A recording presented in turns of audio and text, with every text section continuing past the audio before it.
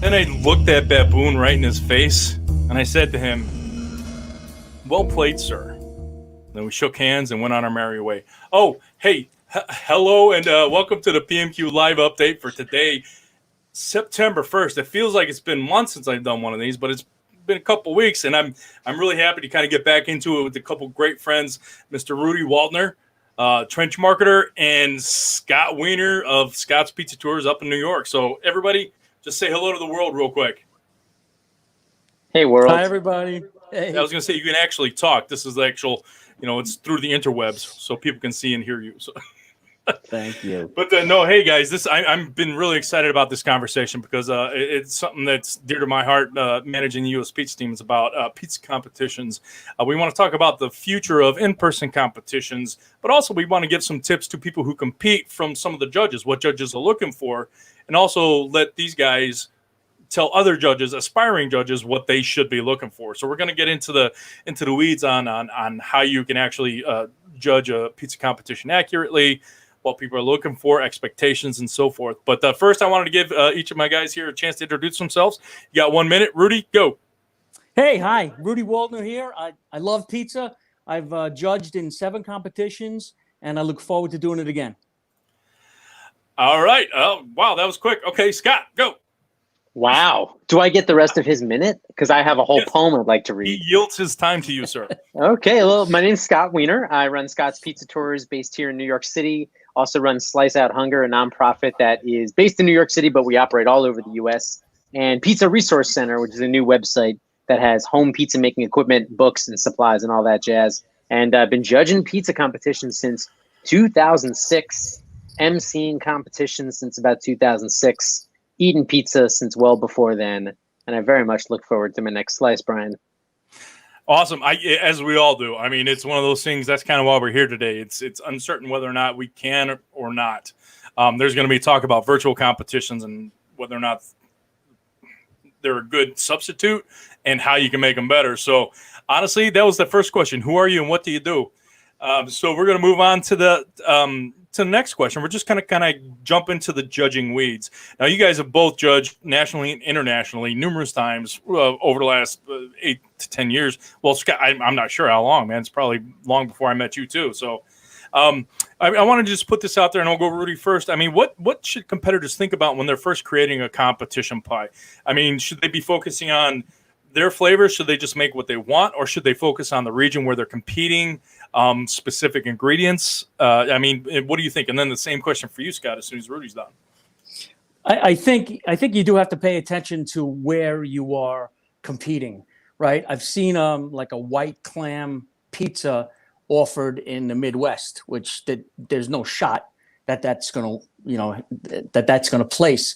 I think if you can do some investigation on where the judges are from, and that'll help unlock that answer for you.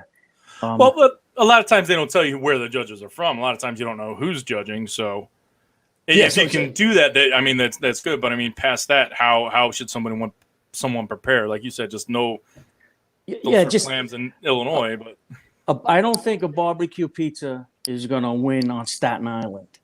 I don't think white clam pizza is going to win in Tennessee.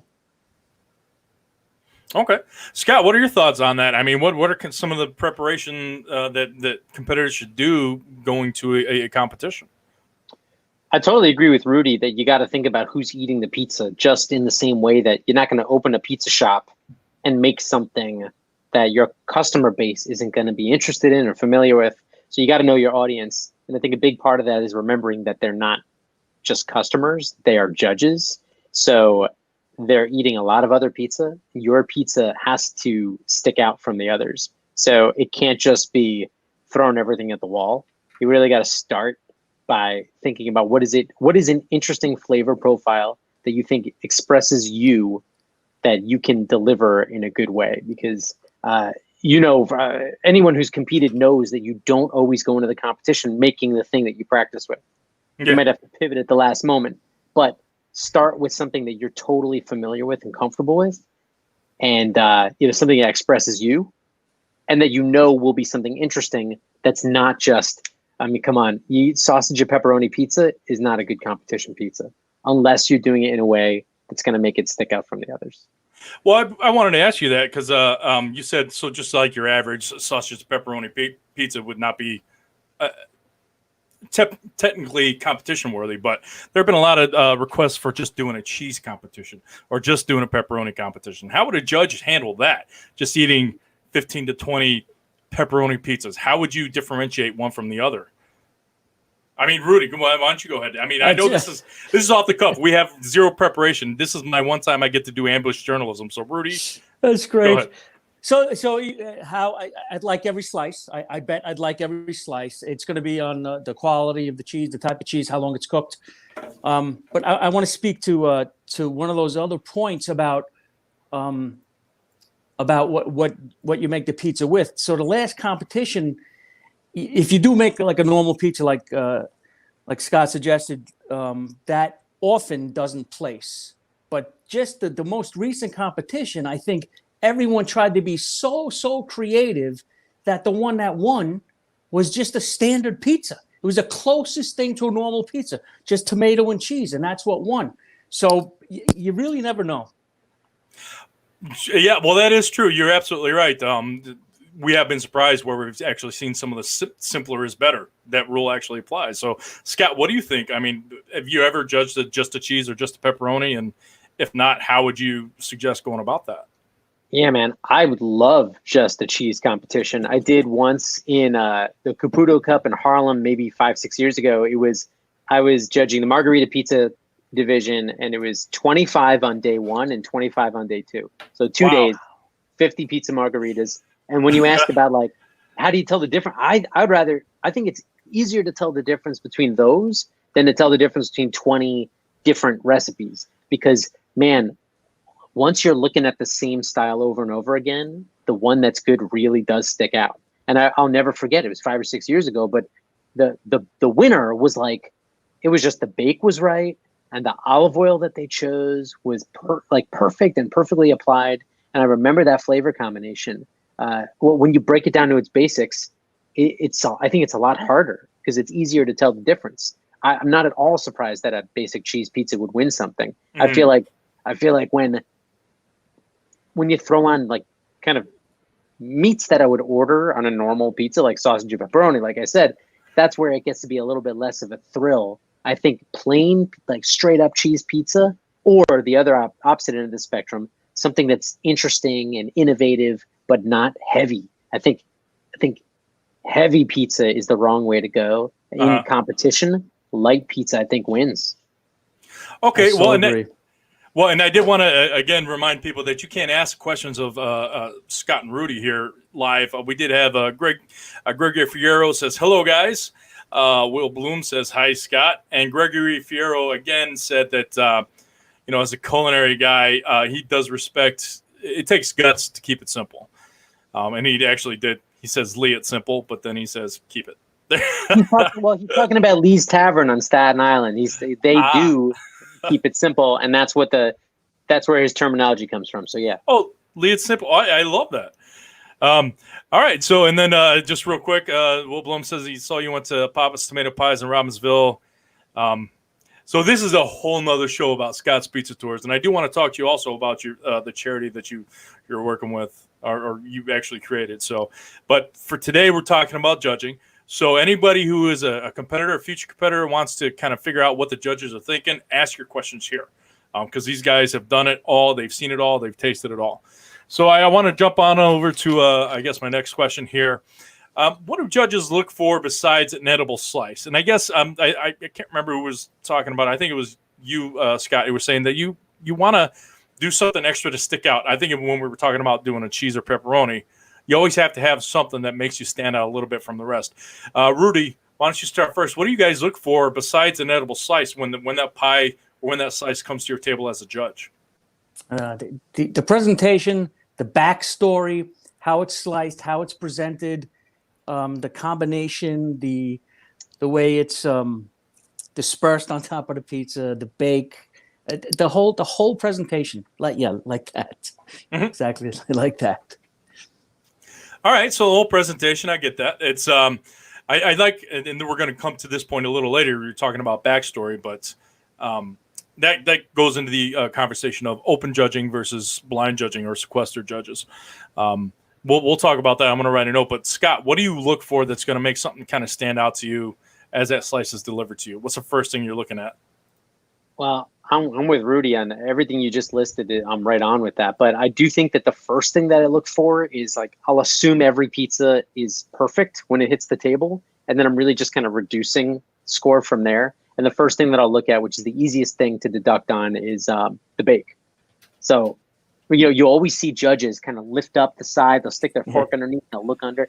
You're looking for the bake. Is it a consistent bake? Is one side burnt and another side raw? Is there a gum line? Is there excess flour on the outside? I mean, like of the approach to that dough is, I think, the most important part. How you cover the top is important, but to me, it's a little on the secondary or tertiary side. And then there was one thing, Rudy, that you said that, oh man, I got to think about this again. But there was one thing that you said that really, really struck me. I'm going to have to think about what it was. Maybe about, the backstory. That was what it was. Yeah. We got to talk about this a second, Brian, because yeah, absolutely. Well, we're getting there. But go ahead. I mean, if you want to pontificate, I just want to like sometimes contestants will write a whole like thing about what their pizza is and where it's from, and that their uncle shot the deer and they cured it in their garage and they made deer pepperoni out of it. And I'm actually in the opposite of Rudy. I don't pay attention at all to those. I throw them out because for me. Well, first of all, the more I read about what your background is, the more it might tell me who made the pizza. And if it's a blind competition, I don't want to know that your uncle shot the deer because maybe I know who you are. Oh yeah, you told me about that last week. So I kind of don't like to look at that. I also don't want them to tell me, I fermented it for 25 days and it was in my neighbor's above ground pool and I fermented it exactly 21 degrees. You know what I mean? It doesn't matter. Because what matters is when you eat it. So I try to ignore all that fanfare and just like concentrate on the pizza. Well, I mean, that's I got to say I'm a little puzzled by that because you judge on. I've seen you judge in Italy and stuff where they kind of tell you about that, but you try to take none of that into consideration. I mean, where they're bragging about their process or anything like that. I don't care. In fact, the more you brag, the harder it's going to be to score well with me. Because if you're telling me it's a 96-hour room temperature ferment with your great-great-grandmother's sourdough starter, I'm going to expect a lot. And when I get something that misses the mark, I'll kind of deduct more. Because if you just give it to me and let me judge it on flavor, maybe that sourdough doesn't work well with the kimchi that you put on your pizza. You know, don't I don't care the color of the car. I care that it can move. You know what I mean? I care that I can park it in Brooklyn. That's what I care about. All right. Well, yeah. No, I get that, and that's May I? Yes, please, sir. Because I'm kind of speechless at that. That's great. No. I agree with what you're saying. The process that never. In fact, I tune it out when I hear how long this and how long that. What I mean by the backstory is like what inspired this particular combination. That's the story that I like to hear.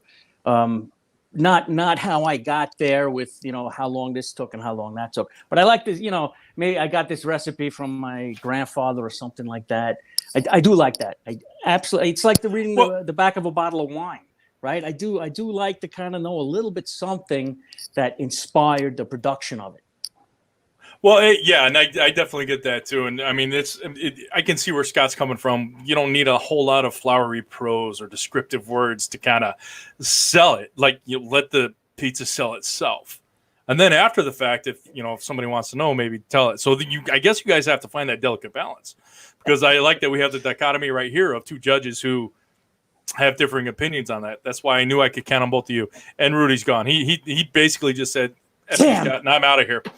I'm not getting on. How do I get back? I don't know. Log out and log back in. Moving on. Moving on. All right, Scott. We'll start with you while Rudy's figuring his stuff out there. But there he is. Hey, buddy. He's back, baby. He had a phone call, as we all in the world of Zoom and stuff like this. We all know how that works now. No, I was hanging the deer in the garage. Oh, Jesus. You're gonna make some deer pepperoni. Yeah, the Waldner brand. All right. So again, as a judge, I was able to do it for the first time myself this year, which I know I ask a lot of my judges to sit there and eat 20 to 25 slices. Now, there are different areas where you have different sets of judges and they only have to eat 5 or 10. I mean, how do you guys, is it easy or hard to eat that much? I guess I don't want to say is it easy or hard, but what are some of the tips and how a judge should maybe eat a pie? What should you taste first? Maybe what's the first few bites you should have so you can actually judge it accurately. Rudy, why don't you go ahead? Because I've seen you eat 30 slices in a day before, and I was super impressed, my friend. No, I don't want to go first because then I say 3 words and he says 3 paragraphs. But I always think that I like to bite the crust, and then I like to get that power bite in front. You know, that first bite that's supposed to have all the ingredients. That's how I do it, and I try to limit myself to those 2 bites, but it's rare that happens. So I try not to eat the day before either. Well, what about you, Scott? What's your pre-routine? You know, kind of amp up there. Ooh, I've got a whole system. I bring an apple, a lemon, some seltzer, some still water. This way in between, I can do like a little lemon zest, you know, to cleanse, or a bite of apple or something, or some coffee beans to smell. Like, I always do that whole situation because it can get crazy up there. But I do the same thing Rudy does. I do mine the other way. He starts with the crust and back. I do a bite of the tip, then a bite of the lip. And if I go for a third bite, that's like, if I'm not sure to take the left or the right path, you know? Well, I mean, do you everybody should be looking to make sure that you can get every single flavor into one bite as a competition. Yeah. Now, not on a real pizza, if somebody's going to eat the whole thing, you can space it out. I mean, would you recommend that they kind of crowd all the flavors together towards the center, or just make it as regular? I mean, what do you look for? It's so tough. I do think that they have to keep in mind that how the judge will eat it, how the slice will be, if it's a sliver versus if it's a 6 of the pizza. So if you know, like if I was competing, if I knew that it was going to be a 1/16th sliver of a pizza, then I would do my best to get flavors to line up on every little bit. But if I'm in charge of slicing the pie, I'd rather let those flavors. I think a pizza that has everything on every single bite is pretty boring. So it's just one of those bits of judging where, like, if I was controlling a competition, I would make it so each slice was the same division of the pizza, and so that contestants knew ahead of time, so they could plan for that. Otherwise, you get to the moment and it's like you only ate 1 bite from this 1 bit. Come on, you didn't get the pizza. Well, I like how you said it's less about cramming everything into one. It's more about the journey. That's how a pizza should be. Rudy, I mean, what do you look for? I mean, if we could all get those like sliver slices, that would be good. But you know that doesn't happen. So, what do you suggest for competitors? I'm sorry, go ahead. No, I mean, I'm answering. I get it. I'm answering the question. The thing is, I agree, right? Pizza should be maybe a different flavor in most bites. But if I'm presenting a pepperoni pizza, there better be a piece of pepperoni with able to be bitten in that first bite. Okay. Well, yeah, I mean, I guess maybe that's more of the, what's the star of your pie? What's the star ingredient? So you always want to be, yeah. Okay. So you kind of want to have that superstar right at the front. Have to. If you're going to have a shrimp pizza and there's a shrimp in dead middle of it, you can't take 4 bites to get to the shrimp. Well, that kind of brings me to the other thing. If you get a slice and it's not kind of arranged or the toppings aren't arranged as you like, as a judge, should you mark down for that? Or should you just take that shrimp from the middle and put it at the end and go on with your day? What do you think? Scott? It's interesting you say that because I have definitely organized my own bites on a slice. And I've never thought about deducting points for it. Maybe I should. The reason that I'll do that is because with the understanding that as a pizza maker, you're making a whole pizza. And I shouldn't assume that everybody's going to think about how the judge is going to eat it, although in a perfect world we would. So I usually throw a bone to the person and say like, oh, okay, there's a shrimp over here on the side. I'll put it onto this bite because look, I'm eating 25 slices. I'm not eating the whole slice of everything. I got to be careful with my bites. So I will usually compile their flavors into 1 bite if I can. Okay. Well, I mean, it's a lot of time it's preference, but again, it's very hard to kind of present everything into. You can't take just a square of the Mona Lisa and let everybody know what that picture is. That painting. I'm trying my best analogies today. I was studying for this. Thank you, Rudy. I appreciate that. We did have a couple comments here. Gregory Fierro again says that he thinks that there is a difference between backstory and an outline of the process. He says it's hard for him to consider a presentation that doesn't have a clear explanation of the dough making process. Now, a lot of times, if it's like a blind or sequester judging, you don't get that. Do you guys like it when you get cards? I know, Scott, you say you don't want to read that. But if you get a card that explains it, do you read it after you've judged it? I read all of them and I take note of them just to see what the trends are. But if I don't get the flavor from eating the pizza, then reading it is not going to enhance it. And I shouldn't let that card enhance. You know what I mean? Right. It's like it feels very braggy. It's like, listen, I was so fast in high school in track. I was so fast, I could run a mile in a half a minute and da. And I'm like, at the end of the day, I'm like, well, run right now. Like that's, to me, that's what, okay, a lot of this, but like, let's see it. That's why I really don't care about the description. I don't want to know the dough process because that knowing the process won't impress me. It's food. Eating it should impress me. All right. Well, I respect that. It's kind of, and I was trying to get a little graphic here as quick as I possibly could. I can just keep saying random stuff. No. Here's what it is. It just kind of reminds me of Al Bundy. Yes. Pokai. I ran for those 4 touchdowns in one game, and you live on that for the rest of your life. So, yeah, I get it. It's like you don't want to brag too much about it, but there is something to be said for the storytelling part of it. Rudy, what are your thoughts on that? I mean, if you get a card, do you read it beforehand? And most of the events that I think you've judged have been face-to-face judging.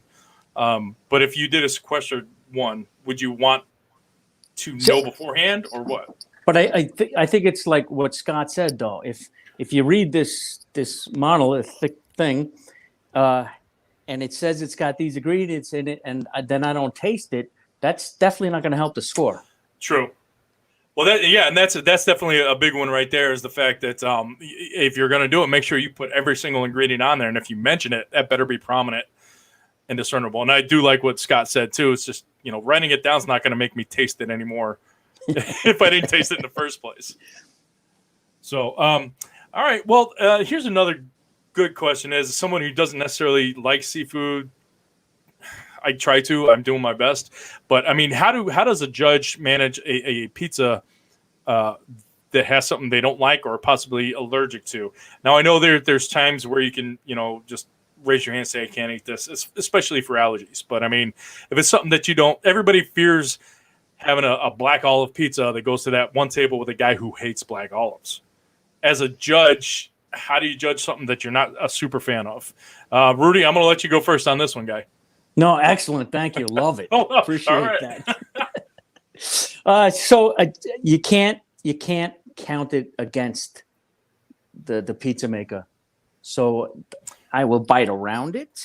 But, there's not too much that I don't like. I can't say that I'm trying to think of all the competitions. I don't think there was anything on a pizza that I didn't like. Right? I don't like celery, but I haven't seen a pizza with celery, thank goodness.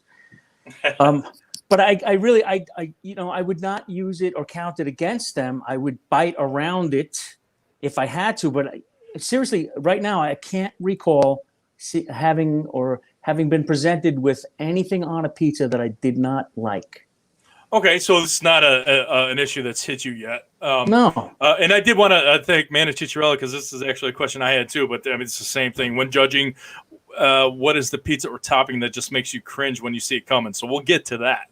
But I mean, Rudy or Scott, what do you do if there's a flavor on there that you don't like? I mean, how do you judge that? It's hard. It hasn't happened yet. Wow. Fortunately.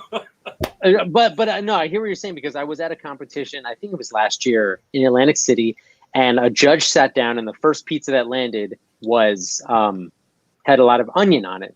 And he said, "Oh, I hate onion." And I'm just thinking, that's that's a mistake of the people running the competition. You got to make sure your judges are ready to eat everything. I mean, I like, you can't have a vegetarian judge a competition that has meat, because you just can't. You got to be able to eat the things. I would say that if there's a flavor that I don't like, I usually try to like wash myself of the event and just try to think of, well, what is this person trying to achieve? And if they achieve it, then it's good. If I don't like, and I don't love olives on a pizza, but I don't think I've ever deducted it. I've just thought, okay, that's the salty, briny. I get what they're going for. And if it works, something working is different from me loving the flavor of it. You know what I mean? Like there's true. I can kind of ignore myself. Well, that's what and same with seafood. I mean, I was in Boston, and I'm not going to eat oysters. Never thought I'd eat one of those in my life, but I did it. But it goes towards like judging. You have to like you said, put yourself aside. If it's going to make you sick, obviously you can take a pass on that. But so I'm just going to jump back real quick to Manny Chicharella's comment. What is the one thing that makes you cringe when you see it coming, Rudy? And you've been all over the world. I mean, Africa. You've done so many tours all over the place. You've eaten so many foods. What is the one thing when you see it coming, you head for the hills? On pizza, we're talking, right? Yeah. Let's say on pizza. Yeah. No, yeah. No. She said pizza or topping. So pizza toppings. Oh, so just man, this is gonna make.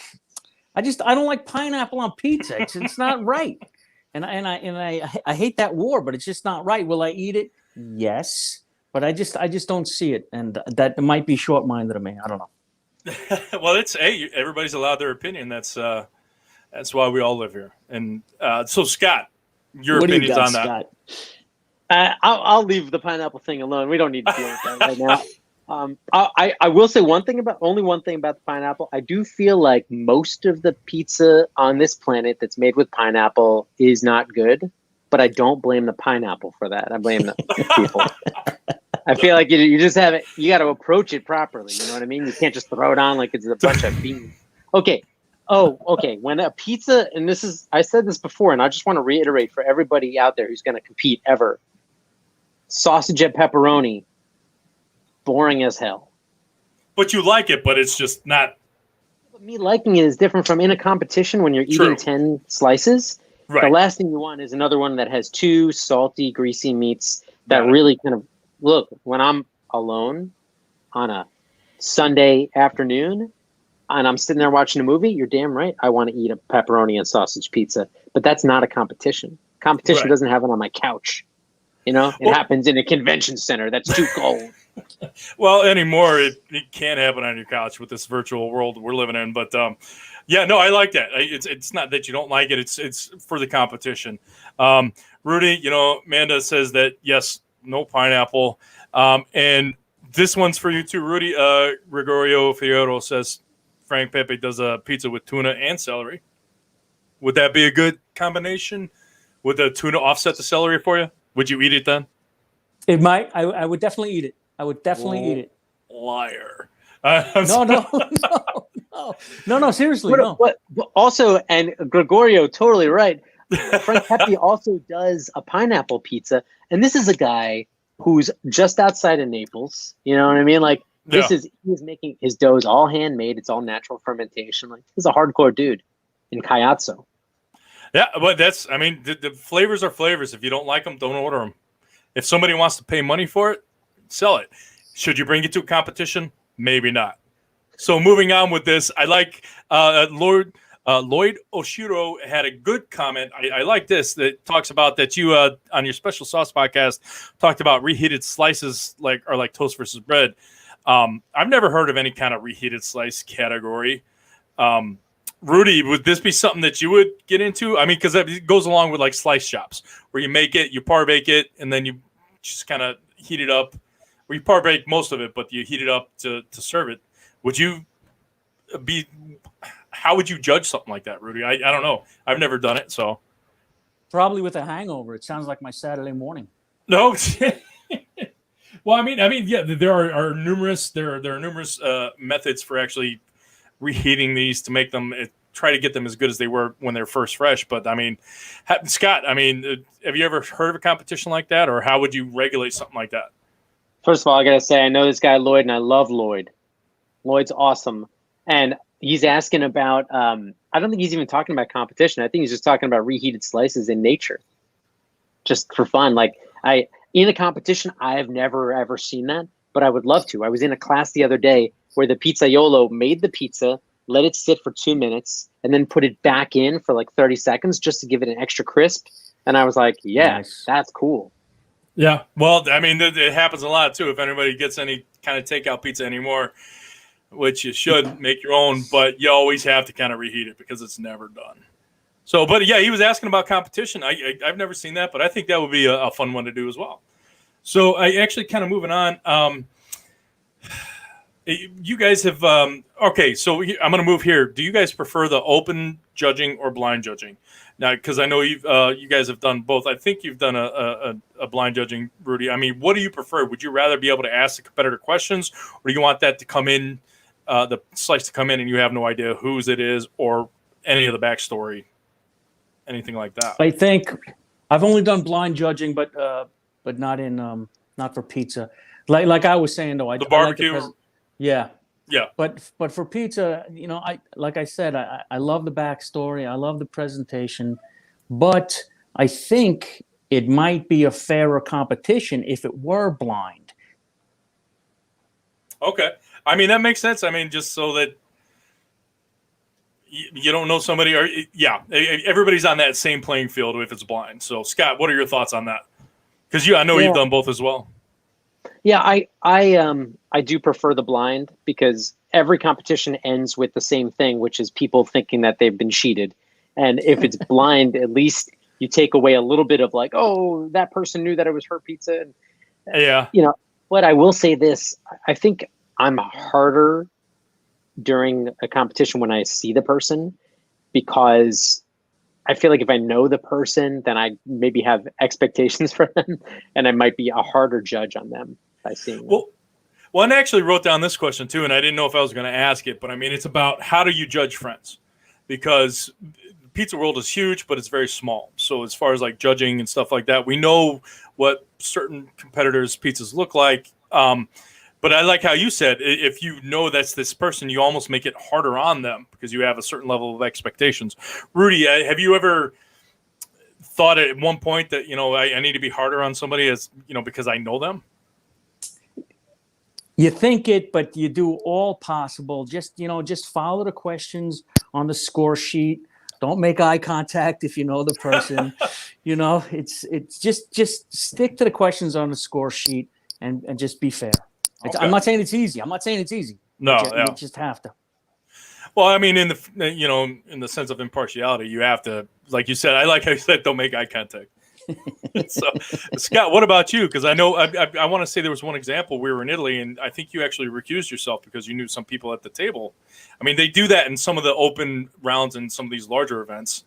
I mean, what are your thoughts on that? Yeah, I remember that was in Parma. And I thought it was great that we had the ability to be able to duck out when we knew people. Mm-hmm. And I think all of the American judges on that trip made the decision together. If any American comes up, we're not judging them. And it's just a safer way to do it. I do think that the pizza world, as you said, Brian, is so large, but also very small. And the best defense against being called saying that, oh, you've given extra points to your friend, is to be friends with everybody. I like that. Yeah. Look at you. Yeah. What do you think, Rudy? I mean, that's a good solution, right? That's perfect. I mean, in a perfect world, but it's kind of impossible. But no, I feel like I know most of the people. When somebody says, "Oh, you gave him extra points," I'll be like, "What are you talking about?" But look at all the other people I knew who, and I also think during a competition, the best way to prevent those problems that come later are to just take good notes about each pizza. And then when the person comes up to you fuming, then you can say, oh, what number were you? 75. Oh, okay. Here, this.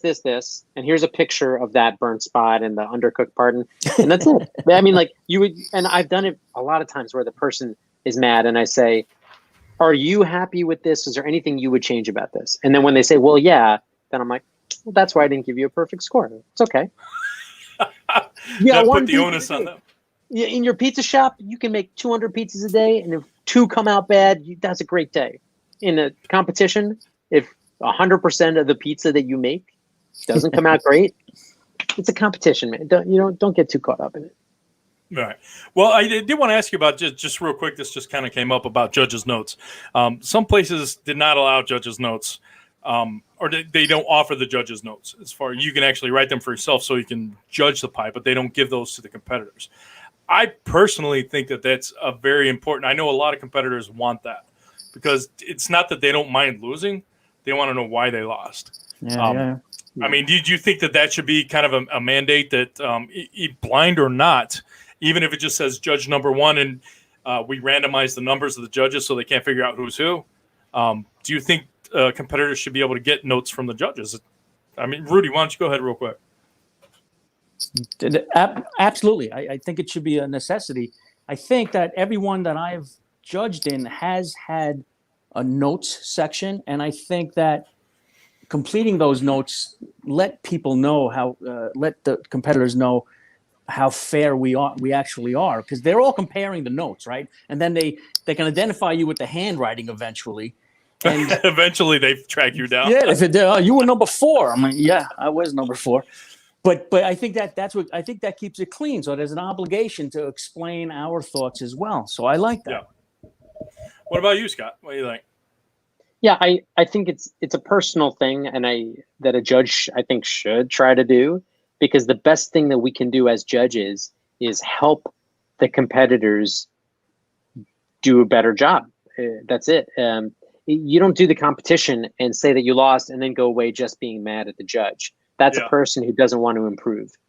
Really good pizza makers come up to the judges and say, hey, I don't know, did you judge my pizza? I was number 14. And those are the people who they're asking you because they really want to know. And they're not going to be mad at you. If they're mad at you, then, that's a temporary thing. The best thing we could do is to tell people why we took off the points and let them figure out if that's something that they need to change, or if they still think that we just don't know what we're talking about. All great opinions. I'm very much in favor of giving them notes, like you said, because they need to know how to do better. Even if they won, maybe why these guys like their pizza so much. So I did have another question, if we can do this real quick, because I wanted to get on to the last couple. I know we're moving on along here, but what are some suggested maybe judging criteria for future events? You guys have both judged numerous events.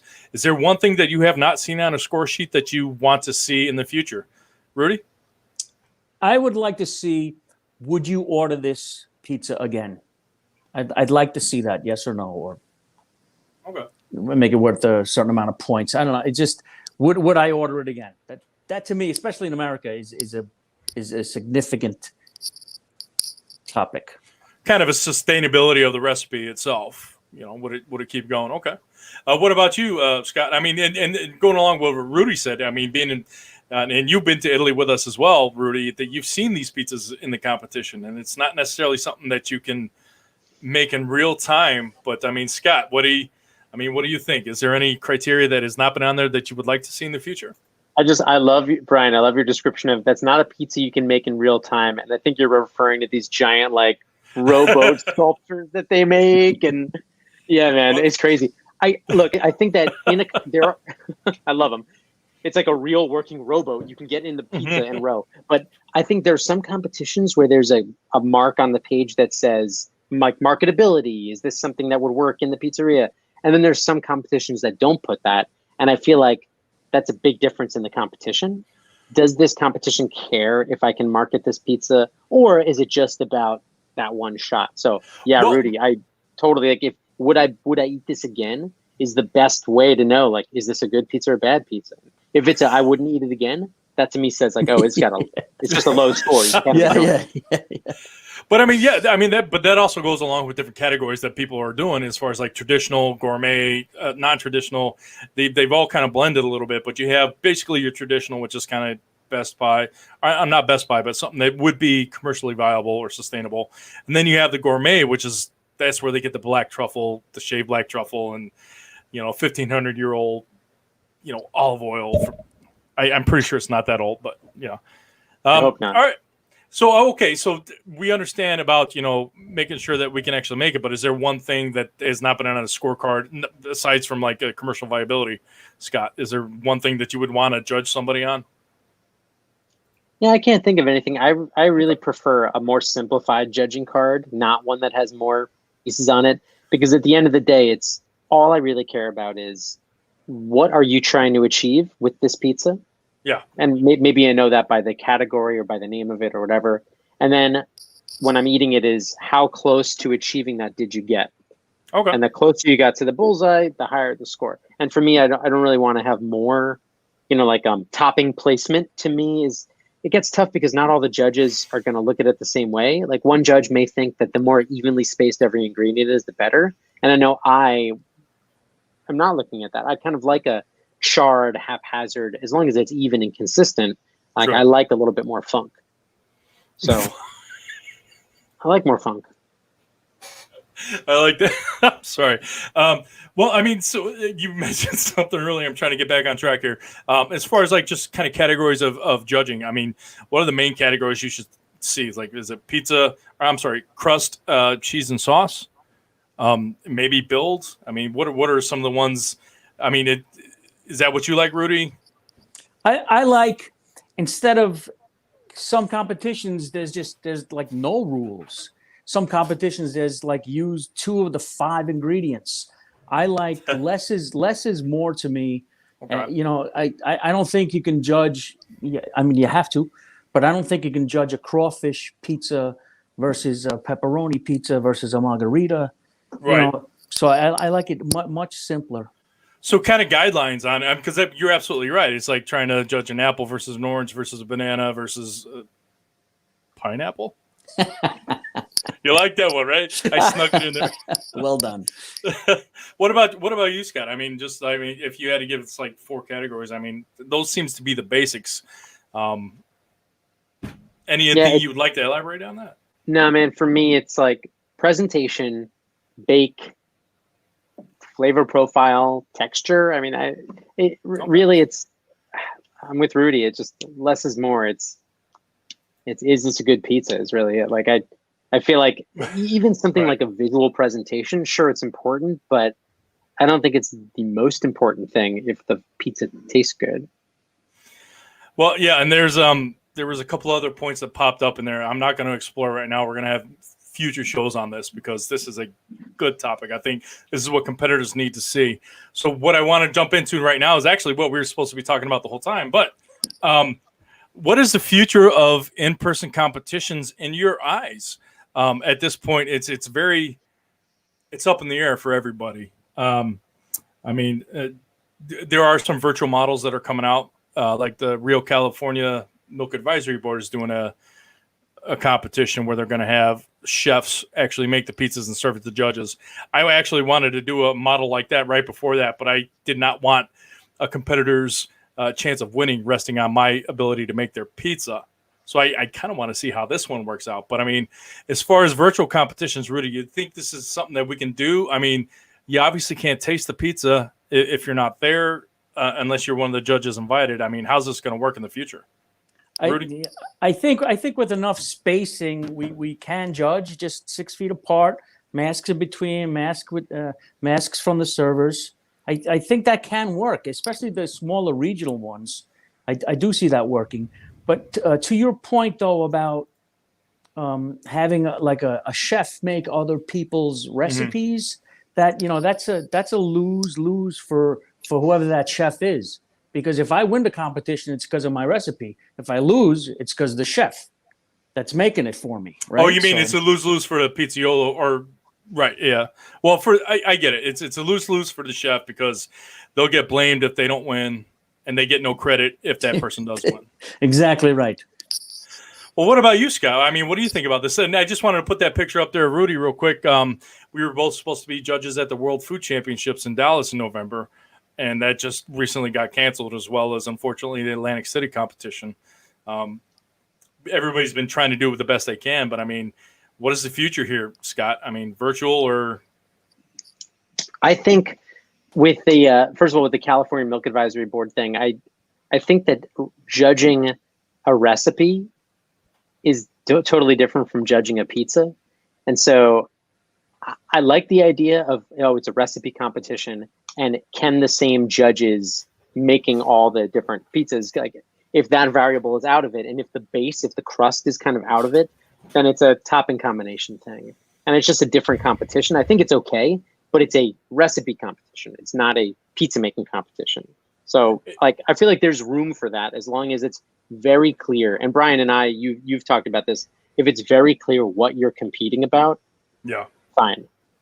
But beyond that, I don't have a lot of faith in there being even social distance competitions, because they're always part of a bigger trade show, and there's no financial viability for an event that has 23 people in a room. Well, no, I'm glad you said that, because yes, most of the times they're attached to a big trade show and it costs a lot.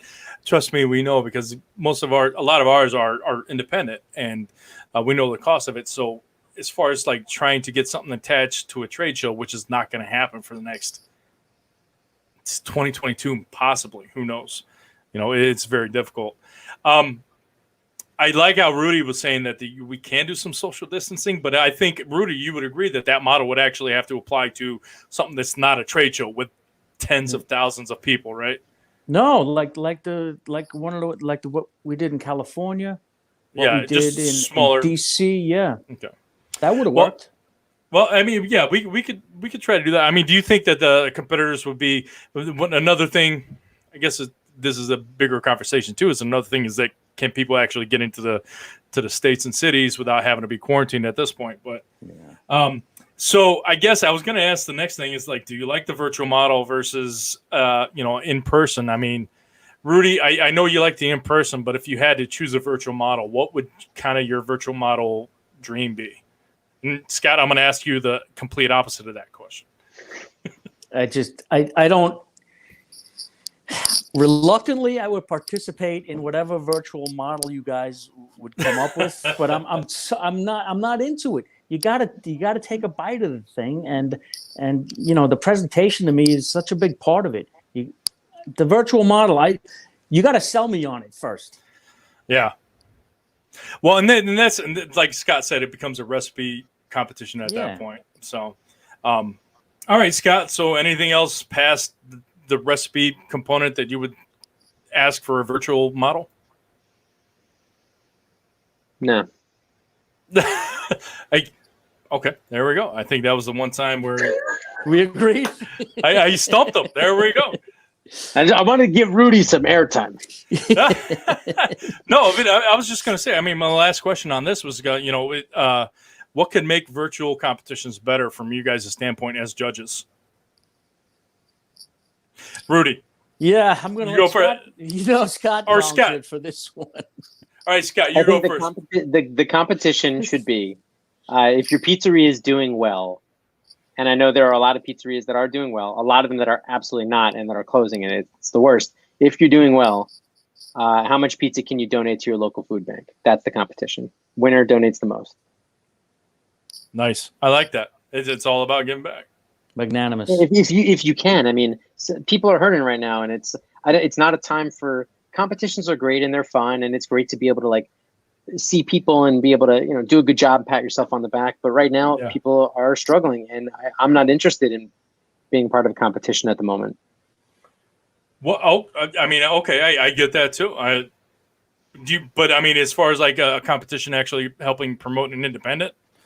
If these independents get out there, would you just ask the independents to kind of pay it forward in their community? Yeah, I mean, what I'm saying is, I think the focus right now doesn't need to be on what the competitions are, which are really great, and it's fun to have the camaraderie. And like one year somebody makes the best pizza, and another year somebody else makes the best pizza, and neither of those people are better than the other people. I think right now we need to pull together as a community and do something positive for the community, not so much just tooting our horns. All right. I like that. I had, Mana Cicerella says, beautiful idea, Scott Weiner. Donate as much as you can, pay it forward, get to the local food banks. Gregorio Fierro also said that Scott, there are pies in NYC that you don't love, or are there pies in NYC that you don't love fresh, but you do like as a reheat? Just a quick question there. Wait, Rudy, where'd you grow up? It started in Queens, then Long Island. I was and trying then- to. Yeah. Yes. Okay. Because I'm like, this isn't just a question for me. This is Rudy got an answer to this. No, absolutely. Yeah, I'm going to put it to both of you guys. It's not a Kansas City accent. No. So I- the question is, do I like a reheated pizza better than the original?